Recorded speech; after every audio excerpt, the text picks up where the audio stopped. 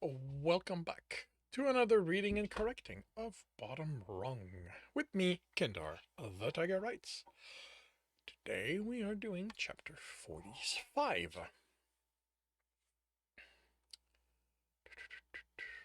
Not sensing anything odd with the stone close to him, Tibs looked at the glow liquid in the pool.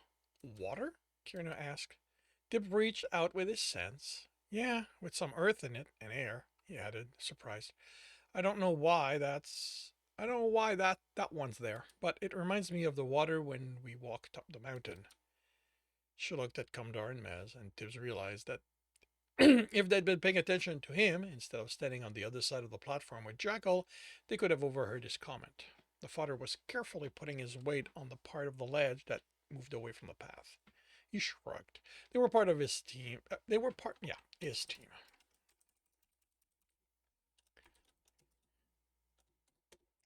They were part of his team. He would he wouldn't keep it a secret from them. He'd tell them after the run. He had to ask Maz about his audience anyway.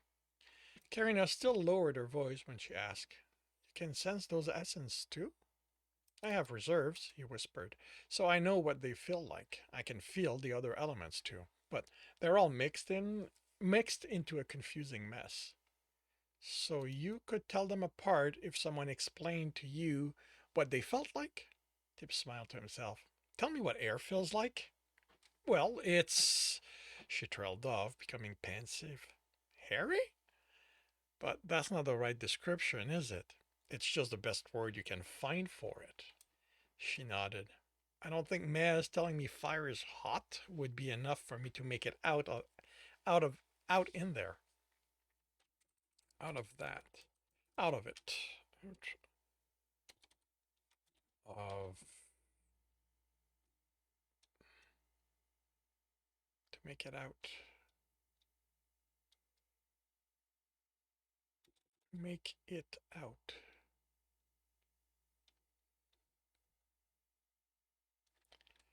"I don't think Maz telling me fire is hot would be enough for me to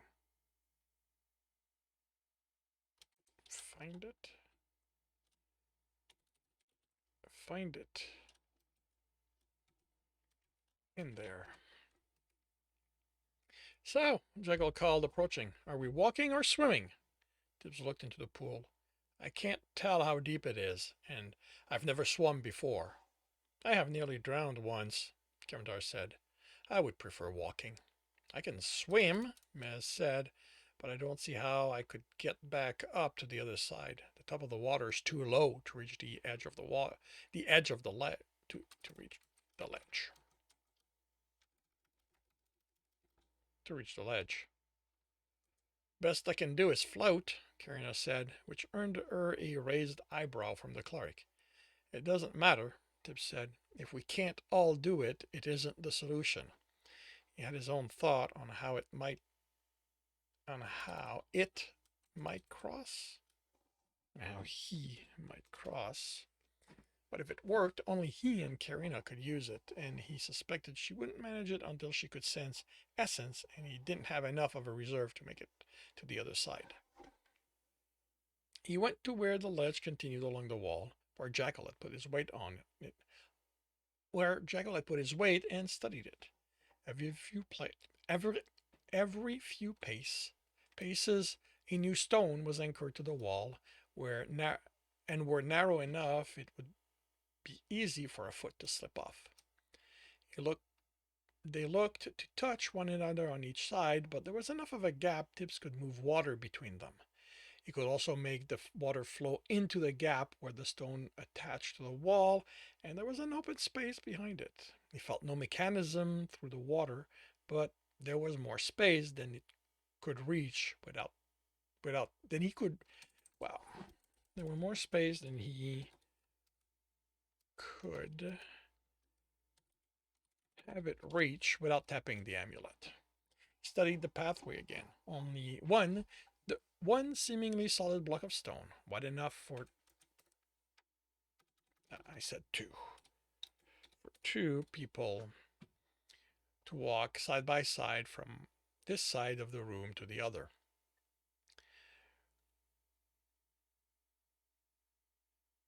Okay, well, yeah. He studied the bridge. I did change that in the previous chapter.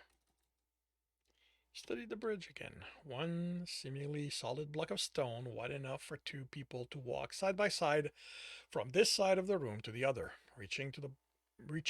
Okay, he can't tell how deep it is, reaching into the pool.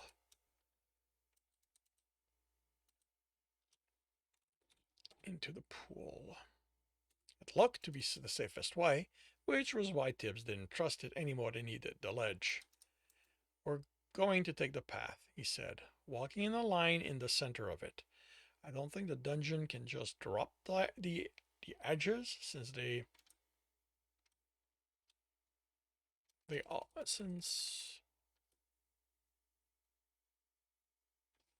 since they're all one block of stone.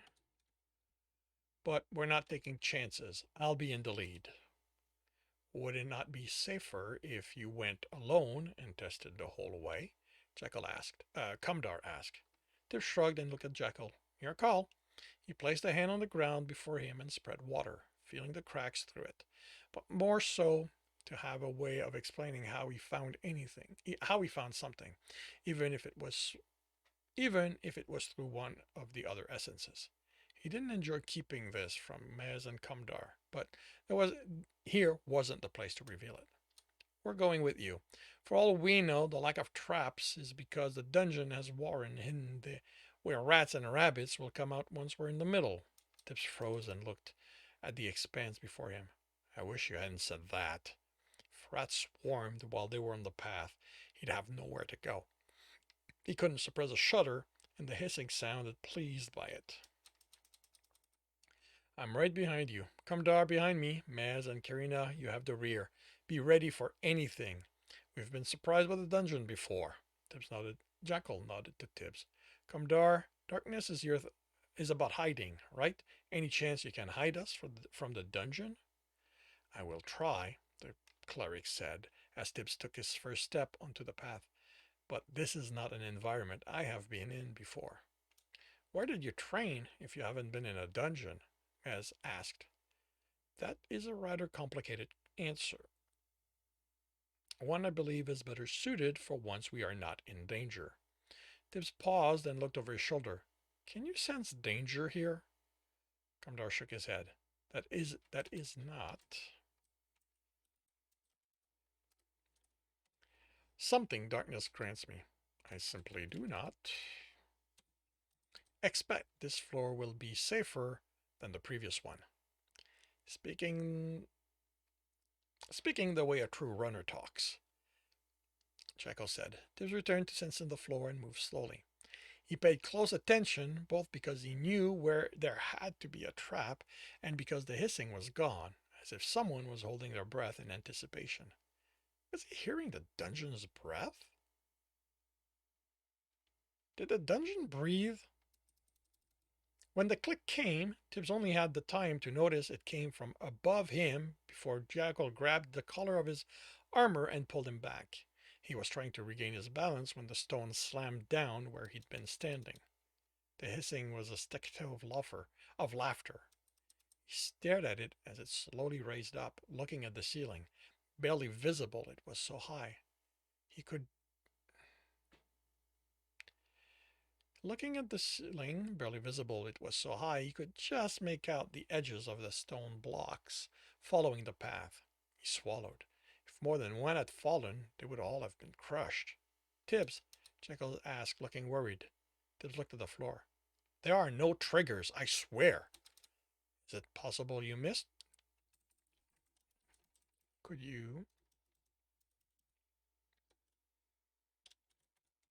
you have missed one, Tibbs? I mean no disrespect, but you are young. He's still alive, Jekyll replied, harsher than Tibbs thought the question deserved. That makes him one of the best in this town. And the way I do it, if there was something in the floor, I'd have felt it. He turned and stared ahead, which means it isn't in the floor. You mean like a wire trap? Maz asked. Except I'd see a wire, Tibs mused. We all would. Then he chuckled. Oh, you sneaky dungeon. What? It tricked me. That's what dungeons do. That is what dungeons do, is it not? Commodore asked. I should be smarter than it is. The hissing sounded offended, and Tibs chuckled. The first floor trained me to look at the floor, the trap room, the warren room. The boulder hid the boulders hit triggers to open the key. The boulders hit triggers to open the key's hiding place, Karina said. But the dangers came from the floor, so that's all I was paying attention here. He sensed the essence around him and smiled as he felt it. A bundle of essence, a bundle of essence making a line at knee height. He could make out water, air, earth, and a multitude of others. Every essence would be there, he suspected. That way, anyone could find it if they paid attention.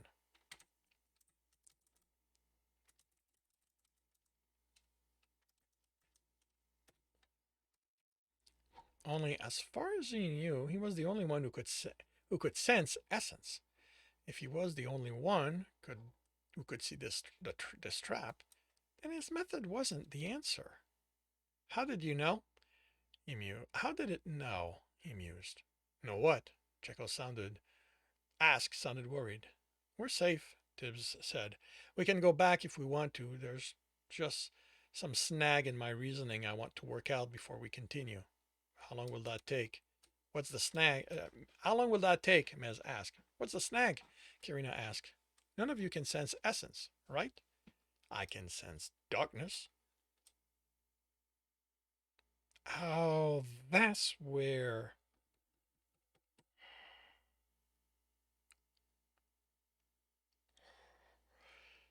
Okay,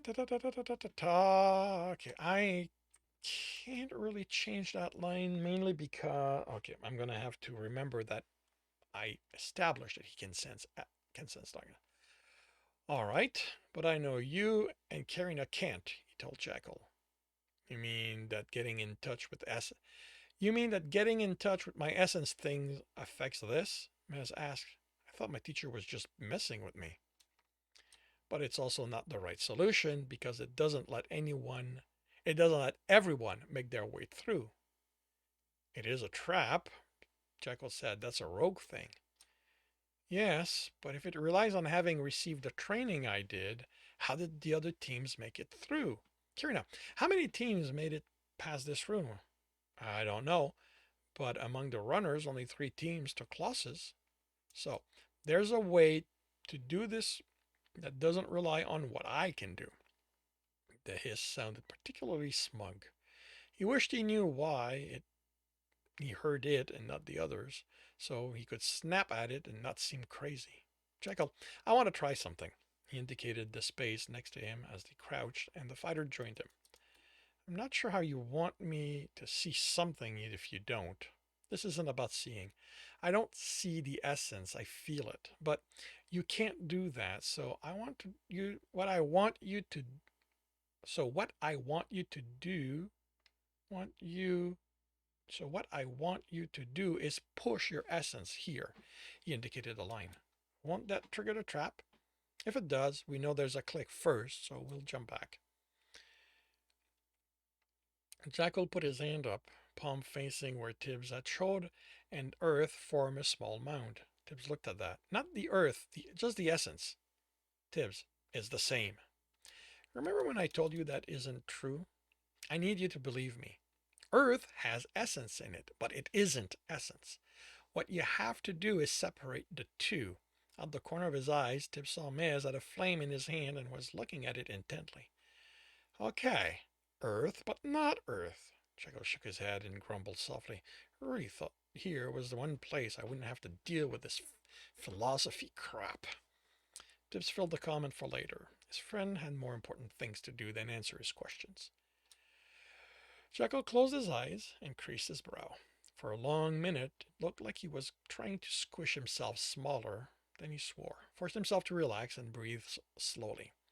The The mound of dirt in the raised palm crumbled and fell, but it didn't reach the ground. It ceased to be halfway there. It's there! Jekyll yelled. Tibs jumped to his feet. Yes! Beat you! Maz, Karina, and Kumdar looked at him oddly. Don't you see? The dungeon is forcing us to get better. Yes, through the fighting, Maz said. No, through everything. The trap is slow enough, only an idiot would be caught in it. So we can run through, Jekyll said, getting to his feet and looking at his hand with an odd expression. Sure, but we don't know what's past it. Maybe the next one's faster. I'm pretty sure that anyone who tries to use their essence to feel where the line is would do it. It wasn't exactly easy to reach the point where I knew the essence wasn't what I thought it was. You don't need that. I'm pretty sure you could have pushed the earth at the line and felt it. Then why put me through that mental chokehold? I had to know if you could do it, Tibs said. Jekyll looked like he'd protest, then nodded. If the dumb fighter can do it, then you can show anyone else how to do it. He smiled. Clever. Tibs kept this comment to himself. He was sure that once he knew what philosophy was, it would be something that needed more smarts than Jekyll liked to claim he had. Does it mean the lesson's over? Karina asked, or will you ask each of us to do it? Now, you don't need this to practice it, Tibs answered, looking towards the exit. And the next time we're here, someone else can try sensing the line. Jekyll, step over and see if there's another trigger. How about I help them step over, and you, our qualified rogue, go and see if there are other triggers. The trap room is the first room that has a lot of them. I expect this one does too. Sorry, the trap room on the first floor has a lot of them. I expect this one does too. Tibs stepped over the line and sensed ahead of him the air and the floor. He'd explain why he wasn't using water if someone asked about it. He made it to the end without encountering another trigger. I guess the next time we can simply run the path. Sure, Mez replied, if you chose a dungeon not to mix things up. When it removed the visual clues in the trap room, it cost my team of the day our rogue. Tibs grinned at Jekyll. Didn't it almost cost us our fighter? Just move along, Jekyll replied. We have another room to go, and hopefully it's something I can hit. The short hallway took them to the other room. Mez groaned on looking at it. I believe you wish for something to hit, Kumdar said. 3 golems stood in the center of the room, looking at them. Jekyll rubbed his hand eagerly. I know I said me and Karina could take one upstairs by ourselves, but I said that because there was only one. We've got this, Jekyll said.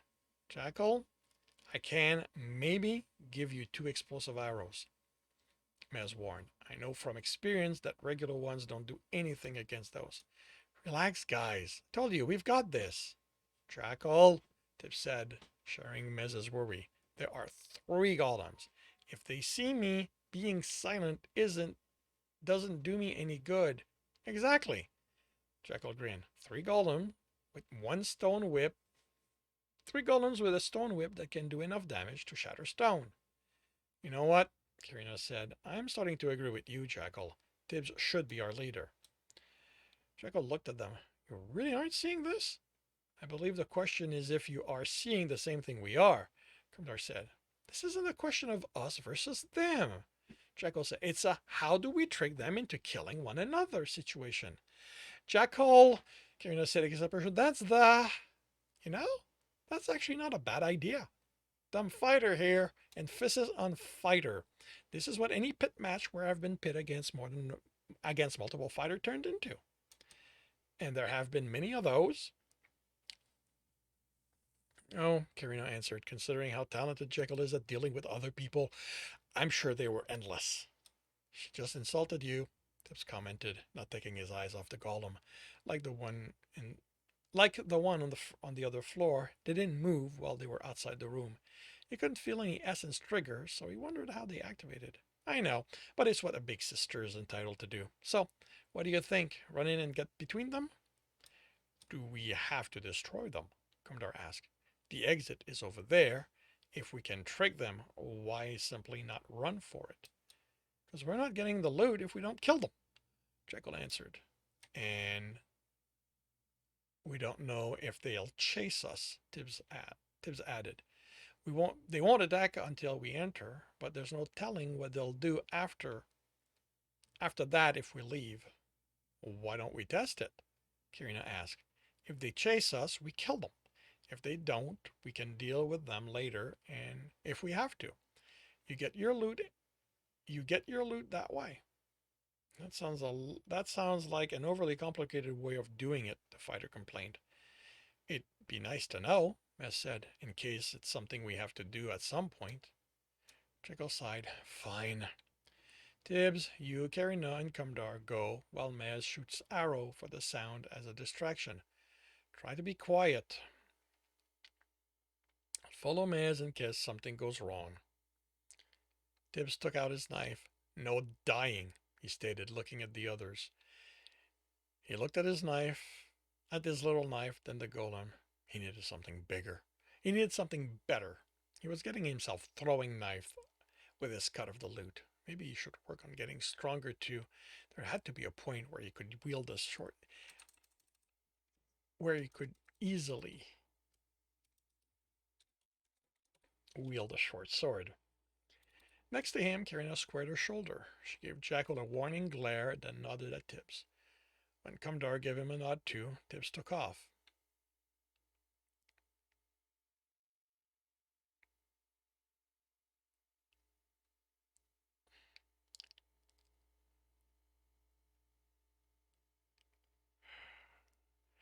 When Tibbs took off, arrows hit the wall in the opposite distance, but the golems remained focused on them. Karina waved in their direction, and the first whip caught in a whirlwind as and the other two missed them. Tibbs felt confident they'd make it out of the room. Jackal! Miss yelled. Tibbs looked over his shoulder as the fighter charged one of the golems. He cursed and stopped. Keep going, you have range.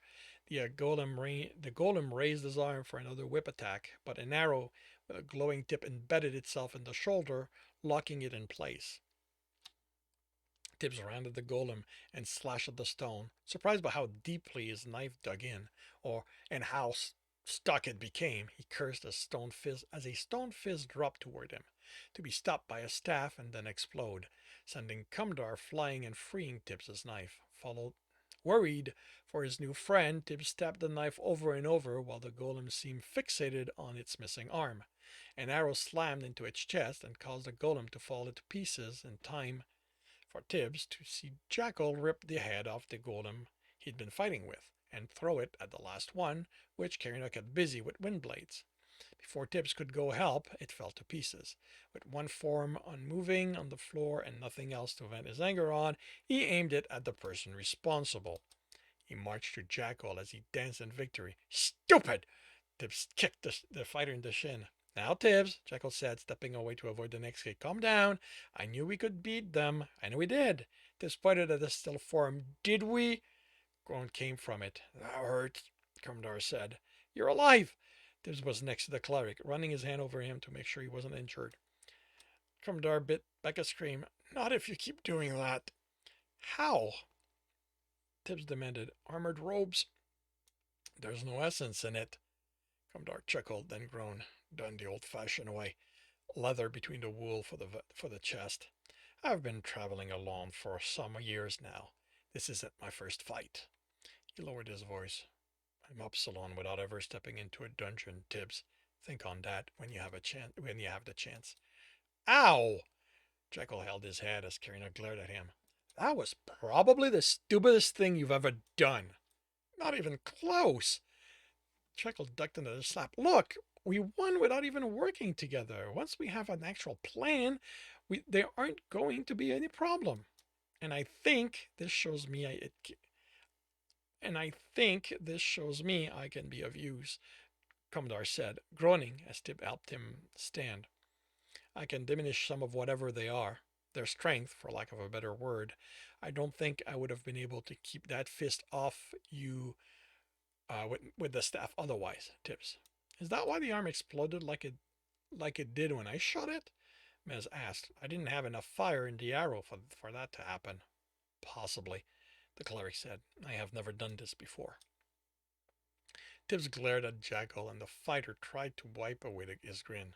We survived, Mess said, sounding mildly surprised, so maybe we should collect the loot and figure out where we're going?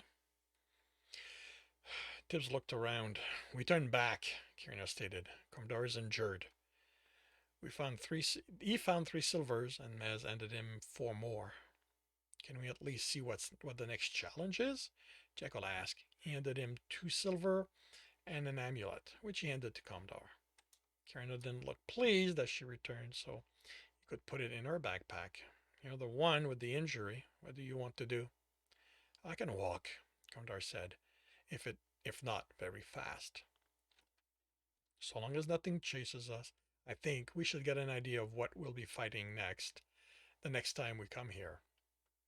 Fine, Kirina said, but if you pull something like that, if you pull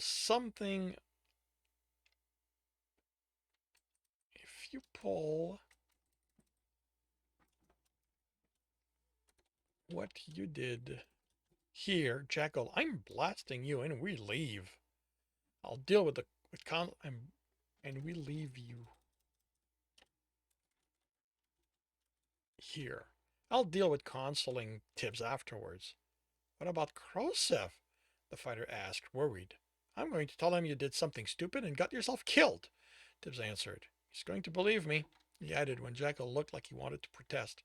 Okay, I'm sorry for what I did, Jekyll said, sounding repentant. I swear, I will not start anything. You were acting so scared. I wanted to show you we aren't the Omegas who had trouble clearing the first floor anymore. We weren't Omega when the boss nearly kicked our asses either, Kirina snapped at him. Neither were the hundreds of runners it killed.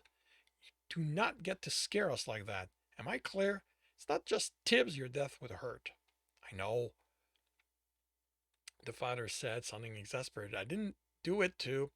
His yell of pain was such that it surprised everyone except Tibs. He kicked him in the shin hard, using his reserve of earth essence to make the blow harder. He was pleased with the reaction as Jackal hopped on one leg, holding the other. How did you do that? Mez asked. Anger, Tibs replied, glaring at Tibs. I said, I'm going to tell Khrushchev you almost got Commodore killed, Tibs threatened. Now hold on. There's no need to involve Crow in this. His life is already exciting enough at the inn. Then behave, Kirina said, like a sane man. For an instant, Tibs thought Jekyll would reply. Then he showed he had some sanity and just nodded. Tibs followed Kirina out of the room as she helped Commodore, and after a few steps, they stopped. This can't be good, Tibs said, looking into the long corridor. I am afraid I do not understand, Commodore said, looking from one to the other. It is only a hallway. Except that there's always been a room, a short corridor, and another room, Jekyll said. Anytime the dungeon does something different, we have to worry. Tibs, what do you think? If we're saying it's a hall because we don't see any difference, it could be a room. He looked behind them, judging the distance. We're safe here. We're not past the threshold. Stay here and let me check it out. He stepped forward and felt as far as he could in a bubble around him. Pushing himself like this, he could sense the small section of each wall and into the floor, but not the ceiling. He didn't think the stairs had gone down so much the ceiling would be that high, but that was a question for another time. He made it 24.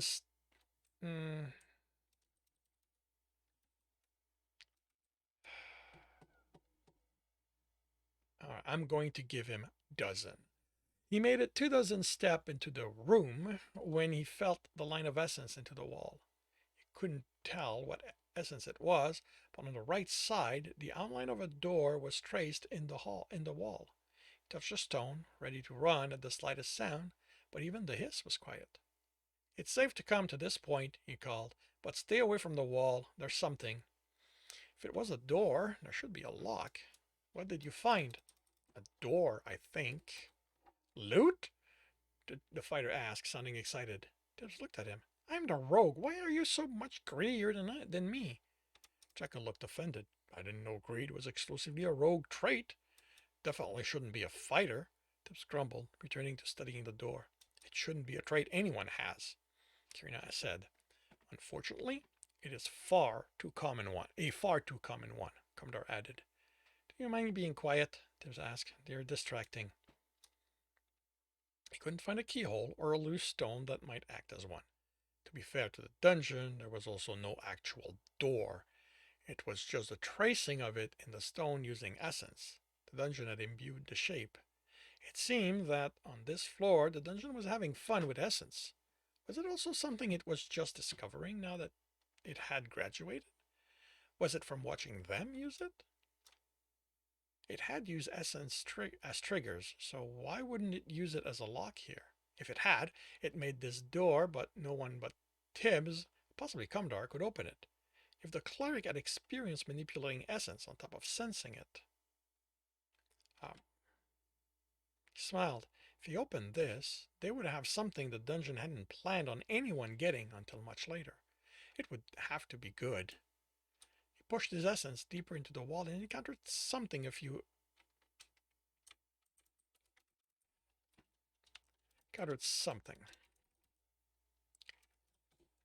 that prevented him from sensing further. But but just before that was something else. Essence formed into a channel of some sort, 3 of them. Each were composed of multiple essences, and while he couldn't tell what most of them were, earth, water, and air were there, but not in the same way. The top channel had earth and air, the middle one air and water, and the bottom one water and earth and water. What it meant was clear, but the implication unsettled Tibs. If he was right, it meant the dungeon knew he had access to multiple essences. He tried to tell himself he was paranoid. It could be meant for multiple people. Jackal had earth, Kieran had air, but it was always a team of 5, and if this was aimed at teams, there would be 5 channels. Maybe the dungeon would change the composition to match the essence of the runner, to match the essence the runners had. But he was certain there would be 5 channel. How greedy was he? Not that much, he decided, but why the dungeon would bother with this, with him, nagged at him, and this arrangement told him that what was on the other side was for him. Maybe it was the answer to the why? He wouldn't know unless he did something. He pushed water into the top channel. It took little, and once full, something happened to it. It locked in place, was what it felt to Tibs. In the middle one, he put earth as it felt to Tibs as he lost contact. Yeah, with the essence. In the middle one, he put earth, and the same thing happened. Air went into the bottom one. This is a new paragraph. A gasp from the others made Tibs look. The door that had been an essence shape imbued into the wall was now a stone door in a metal frame. With a rumble, the door lifted, vanishing into the upper portion of the metal frame, and heat poured out from the opening, increasing as more of it vanished. Tibbs stepped back with the others, using his arm to block the heat from baking his eyes. What is that? Mez asked. Fire, Tibbs answered, awed. No, I got that. Fire essence here. I mean, what kind of room is this? A trap? Am I supposed to, I don't know, calm the heart? Calm the heat? It's real fire, I can tell you that much. Mez was wrong. Tibbs had been right. It was the answer to one of his questions, one he hadn't considered addressing until he'd explained things to Mez. Why the dungeon had done this was behind him, as was how it even knew he needed it. Tibbs, Jackal called as he ran. He couldn't let the chance pass. He felt the air essence coalesce around him and was thankful for Alistair's training as he disrupted Scarina's attempt to stop him. The heat became more than he could endure before he even reached the door. Painful when he crossed it, but he kept running. He couldn't risk them attempting to rescue him and hurting themselves. The roar of the fire was all there was, eating him alive. His scream of pain didn't last long as the heat climbed down his throat to eat him from the inside. It was too much. The dungeon wasn't giving him what he wanted. It had tricked him. He had to turn around, exit before it was too late. Only he couldn't move. He wasn't even sure he could feel his body anymore. He wasn't even sure he could feel his body. He wasn't going to. Can't Cannot tell if you are stupid, child of human, or immensely brave. The voice was nearly lost in the fire's roar in its pain. I didn't think you'd come at all. Certainly not this way. I need to tried to say. He didn't know if the words came out. All he knew was how much pain he was in. None of the other audience had been so painful. This, before Tibs, was the shadow of the shape. He realized he could make out a form among the fire, flames, and something resembling the form of a person. Please, Tibs tried to beg. I'm holding it for you, child of human. It's all I can do. You must take it from me, and you must do so quickly. There are consequences to breaking the rules, consequences that are killing you. As much as I crave consuming you, I crave seeing what you'll do even more. So I encourage you to take it. Tibs tried, but his body was nothing more than burnt bones. He forced it, pushed through the pain, demanded of himself that he finish what he started. If he was going to die, he was going to do so having accomplished his goal. He would have his full element. He fell onto the being of fire, his arm closing around the shadow of the shape. He felt it meld into him, space appearing between water and earth to fill with fire over the void in his reserve. Only it was no longer a void. There was a spark at its center. Tibs registered the fall on his side as a sudden pressure against his body. At least the pain was gone, he thought. That was good. The roar of the fire was also gone, as was the heat. They were replaced by muffled voice, darkness, and a cold like he never felt before. Worse than the coldest night in the cold season. In the cold season, back on his street, Tibs thought his name was yelled, but it came from so far. He felt pressure, a sense of his position change. What's wrong with him? Someone distant asked. Carinaida. What's wrong with him? Someone close echoed her question, sounding young, Tib's age, maybe a little older. Had another team joined them? How should I know? Another voice asked in annoyance. A girl, younger than the boy, voice high and strident. Do something! a distant voice demanded. Ugh, this is gonna be tough. Do something, a distant voice demanded. You set fire with accepting. Accept him, the boy claimed. I am not a purity cleric, another distant voice. The best I can do is keep infection from setting in. Did he? The girl did it.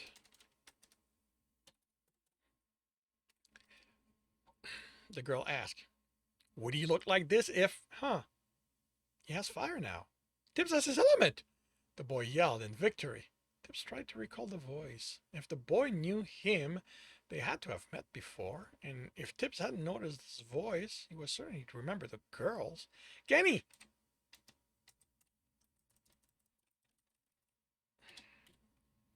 Why is he dying if fire accepted him? The boy asked, worried. How many times do I have to tell you? She replied. I don't know why elements do what they do. I'm certainly not one of them. He can't die. Not after I went to all this effort to get him fire. Then do something, the girl replied, sounding like Karina when she had enough of dealing with Jackals and antics. Okay, Big Brute is on the way. Are you sure it's going to work? Yes, she replied with certainty. I'm confident? Tibbs didn't like how not confident she sounded. What are we going to do if it doesn't work? Do better if another like him comes by again? She answered. Ganymede, I will not have you talk about Tibbs like he's already dead. He's one of the few runners I like. he's one of the few runners I kind of like. I definitely like him more than those new ones. Kind of like the kid? She asked. That's what you're going with? Can we talk about this after I save him? Being saved would be nice, Tibs thought. Then Big Brute better hurry. Are you really going to call it that? Tibs tried to pay attention to the distant voice, but they seemed even further. He thought they sounded frantic. Stop attacking Big Brute, the boy ordered, then let out an exaggerated cry. Whose brightly was it? I can't talk with them. If they destroy him, I can't use him to save Tibs. Don't look at me, the girl, Ganymede, replied. I don't make the rules. No, the boy grumbled mournfully. You just make sure I have to follow them. Someone has to. We know what happens if one of you is left unsupervised. Shit, Kenny.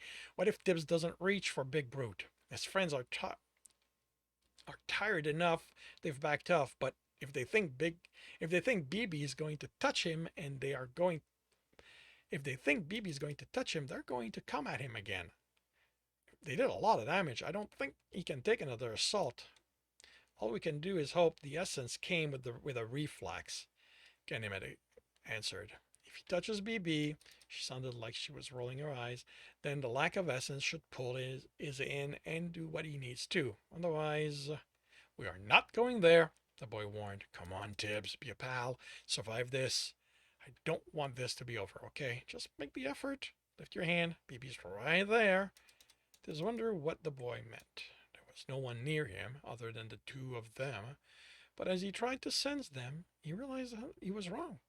He couldn't sense the boy or Ganymede, but there was something next to him, something massive. Further away were the others, and that he could further away were others that he couldn't make out clearly because the larger one's essence blinded him. It was filled with the same essence the spark was made of. It was like, again, he couldn't describe it.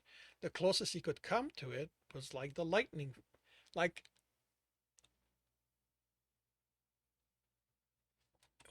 because it was like how the lightning felt when it struck a few buildings away. He had a hand. He thought he could feel it, or maybe it was just him remembering what his hand had felt like. Maybe he could make the memory touch what was next to him and it would satisfy everyone. He's doing it! Was he?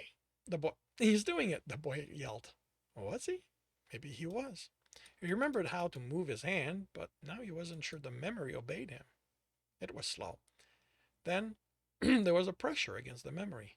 Yes! The boy yelled and fell silent. Kenny, you said it would just suck at it. Why is Bambi still standing? I said we'd have to hope it was an instinct, she replied, exasperation mixed in sorrow. Tibs felt for the essence within the form. Not only did it match his, but the form itself felt somewhat like when he used the amulet as a reserve. Tibs pulled the essence into him. So you have to prepare for yourself. The spark grew into the brightness of a sun, and Tibs yelled at the pain that accompanied it.